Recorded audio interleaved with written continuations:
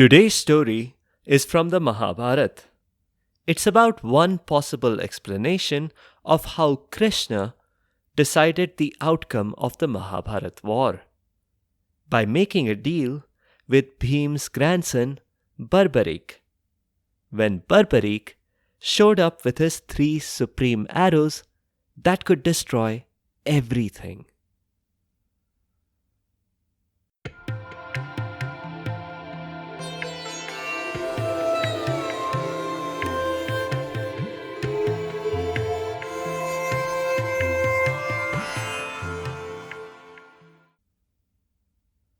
Welcome to Stories from India.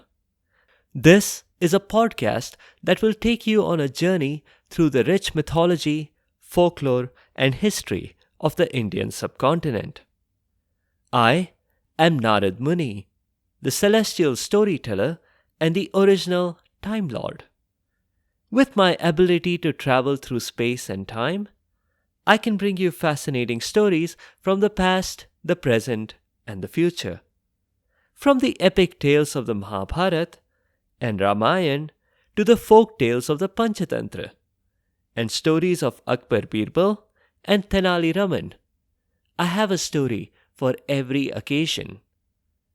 The purpose of the stories is neither to pass judgment nor to indoctrinate. My goal is only to share these stories with people who may not have heard them before, and to make them more entertaining for those who have. In this episode, we are back to the Mahabharata by popular demand. One of you listeners wanted to hear the story of Barbarik and Krishna. So here we are. And thanks to Vaishnavi for the suggestion. This story begins not with Barbarik or Krishna, but with my dad, Brahma. Brahma is the creator of the universe. He is part of the Holy Trinity in Indian mythology, along with Vishnu, the preserver, and Shiva, the destroyer. Brahma is an all-around, well-intentioned God. And I'm not just saying that because he's my father. Yes, he does have a habit of granting enormous powers to all those who pray to him. I could give you lots of examples, but I understand his point of view as well. He is not regarded in nearly the same light as Vishnu or Shiva. So if someone does pray to him, I can see why he wants to make the best of whoever or whatever he gets. And for every one who turned into a world-conquering evil mega-villain after receiving a superpower from Brahma, there are about 10 others who did not. It's a percentage play. And today, these weren't Brahma-created mega-villains that he was worried about. The first I heard about his worries was when he asked me if I wanted to go along with him to see Vishnu. If you already know what a huge fan of Vishnu I am, that is such a pointless question. I'm president for life of the Vishnu fan club, and I'm constantly chanting his name. When I'm not recording podcasts, that is. Brahma might as well have asked, "Is the sky blue?" Actually, I take that back. Is the sky blue is a complicated question. For someone like me, who can travel anywhere in the universe, that's a trick question. I could not confidently say that yes, it's blue. Maybe if I'm on the planet Earth during the daytime on a clear day, or if I'm on Mars during sunrise and sunset. Anyway, you get the picture. I rushed Brahma a bit before he could change his mind. And we got there easily enough. Being a divine creature has its privileges. When we got there, Vishnu wasn't alone. There was a Yaksha, a kind of a nature spirit. His name was Barbarik. He was around too, but nothing confidential was being said. And Vishnu indicated that Brahma could speak freely in the Yaksha's presence. Brahma was grim faced as he began explaining the purpose of his visit. The balance of justice on earth is swinging a bit too much. And not in a good way, don't you know? Criminals running around. There's too much adharma on earth. Adharma is the opposite of dharma, which means justice. I guess I was a little bit naive at the time. So I asked if we should punish the people who empowered all these villains. Those enablers were really the ones responsible for all the hatred and violence that was being spread by these mega villains. Brahma patted my head affectionately and said to Vishnu, Look, my boy is growing up. But he still has lots to learn. Vishnu got straight to the point. That's another thing I like about him. I hear you, but destroying stuff is Shiva's domain. I'm curious why you chose to come to me. Brahma confessed that he was a little nervous around Shiva since the incident with the flower petal back in episode 46, when both Brahma and Vishnu had tried to measure Shiva's height. Besides, if Brahma asked Shiva, Shiva's response might be to get carried away and to dance. And this wasn't a dance of joy, but of destruction. You see, the way Shiva destroys the universe is by dancing the Tandav. I can't yet try to explain the physics behind how that works, because many of the principles behind this haven't been discovered yet in the 21st century. The dance need not be localized. He wouldn't destroy just the villains on planet Earth. He might destroy the entire universe.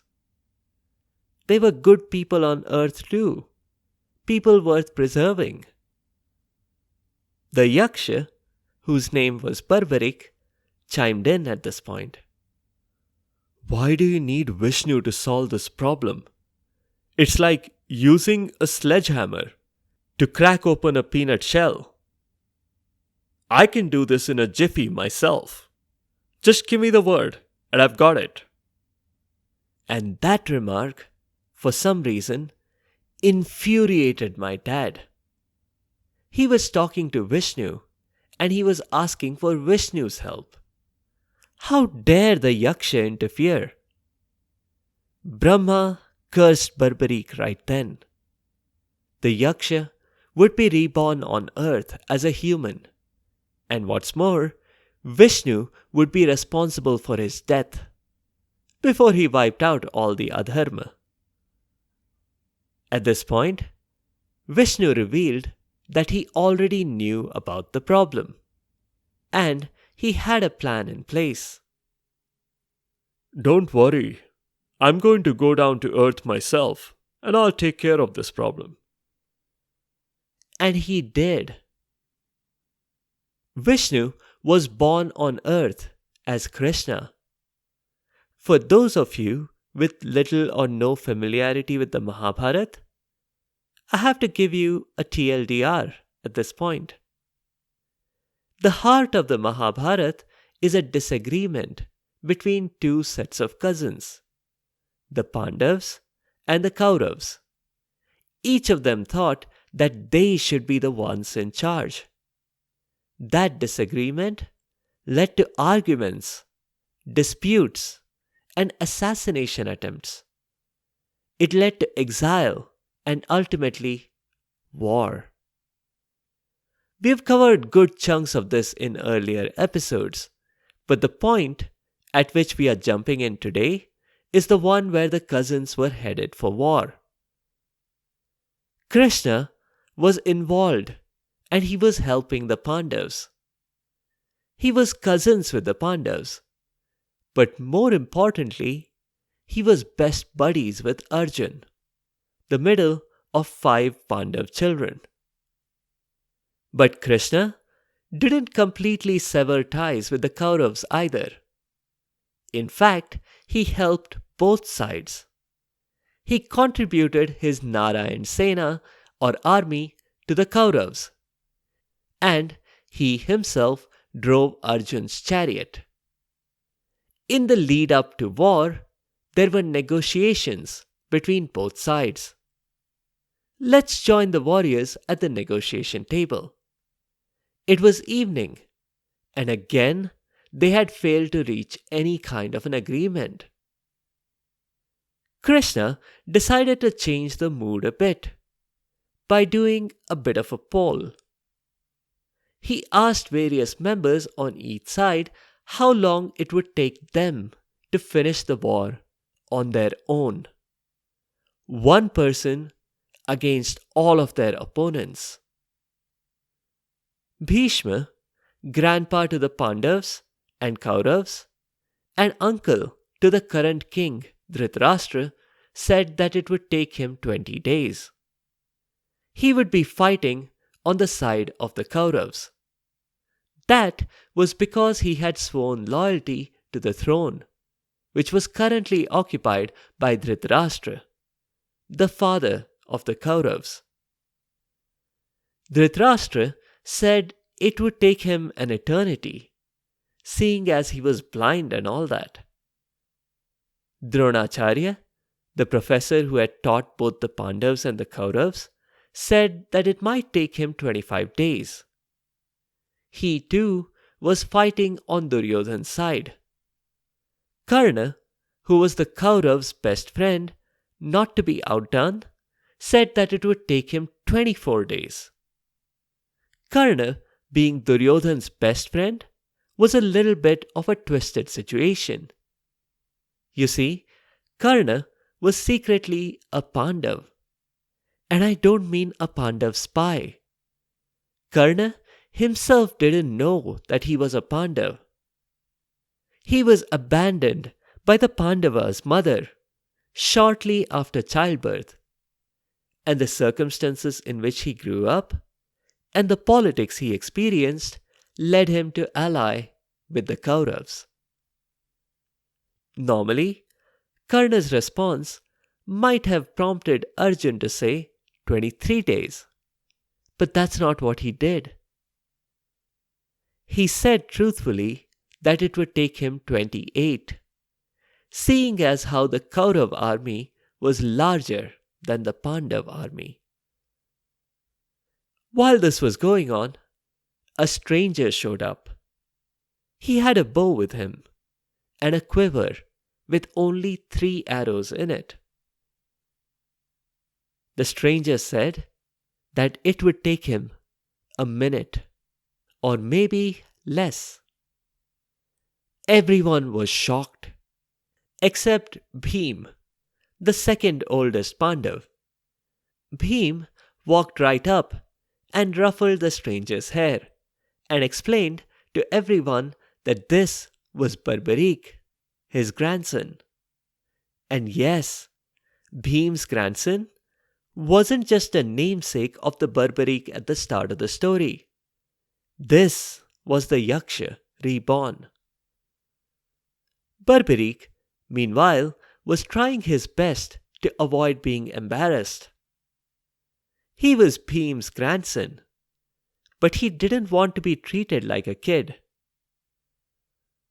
Krishna got up from the table and suggested to Barbarika that they take a walk out in the garden. As they were strolling, Krishna asked him how exactly Barbarika intended to resolve this battle in less than a minute. Barbarika explained that he had 3 arrows. They were very special arrows.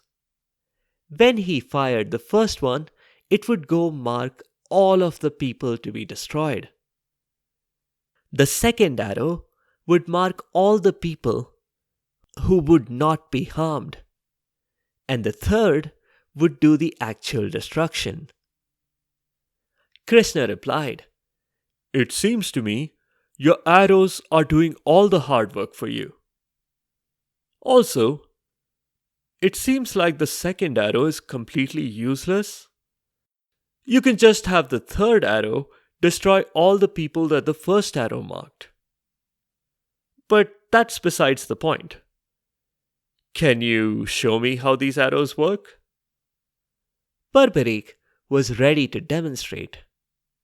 He swept his hand to indicate the garden where a large number of leaves were scattered. I can fire this arrow so that it pierces every single leaf in this garden.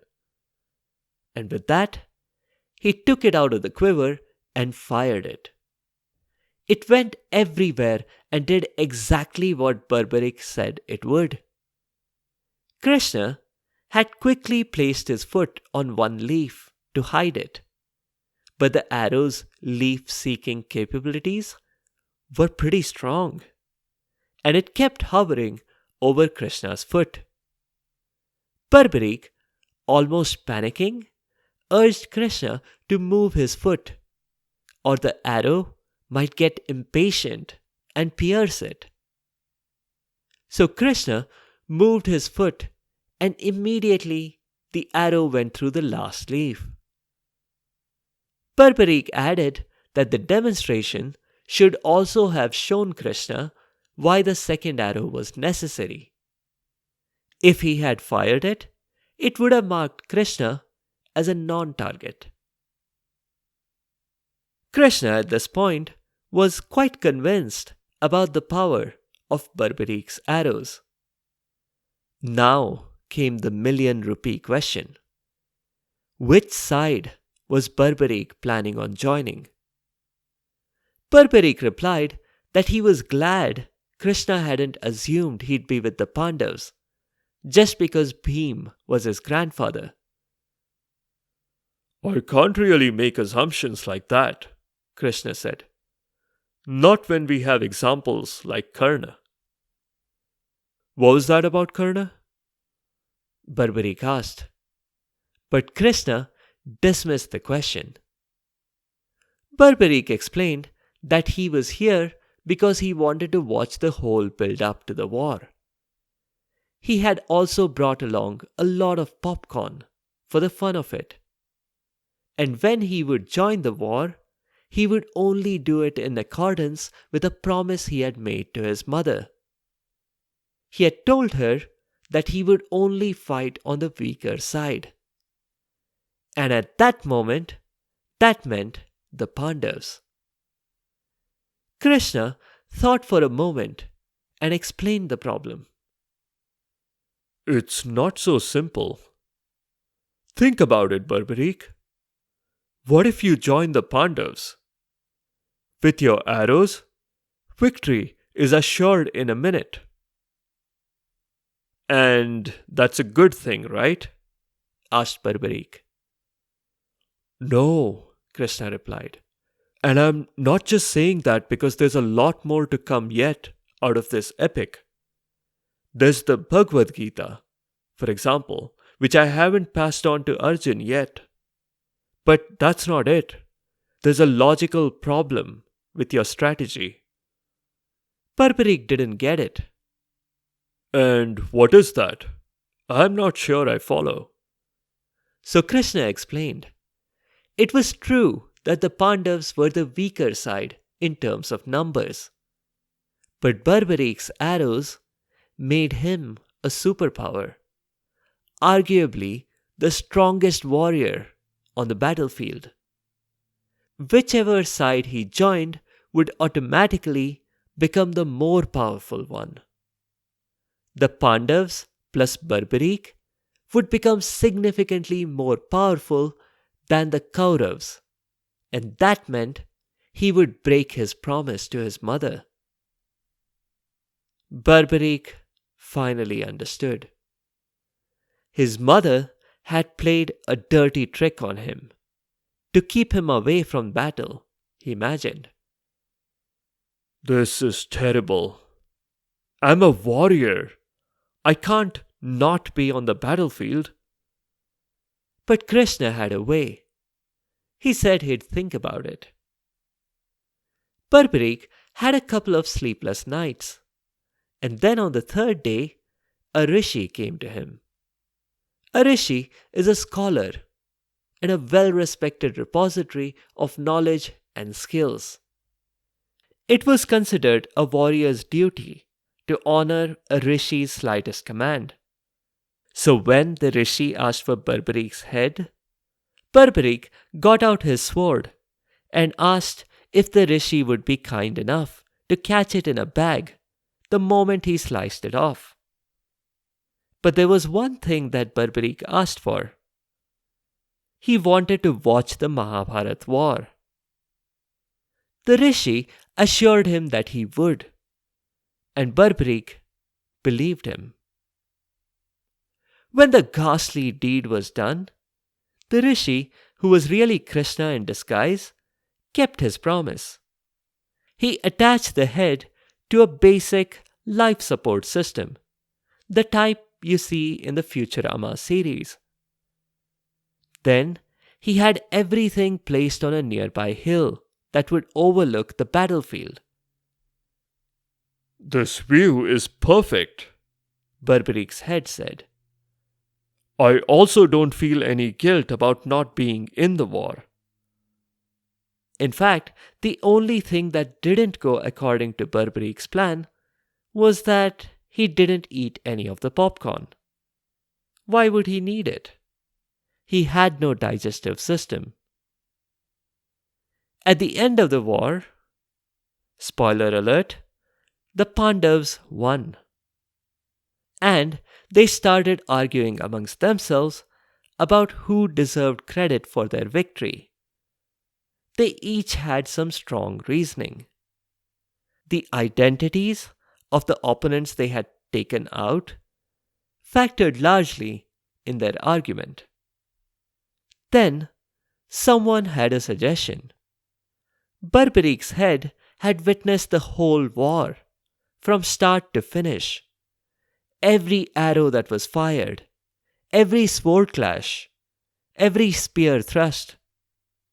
Who better to judge where the credit should lie? So they asked him, and Barbarik's head had a ready answer. Krishna deserves the credit, of course. You Pandavas see, but you do not observe. You might think about arrows and swords and spears, but all I saw were two things.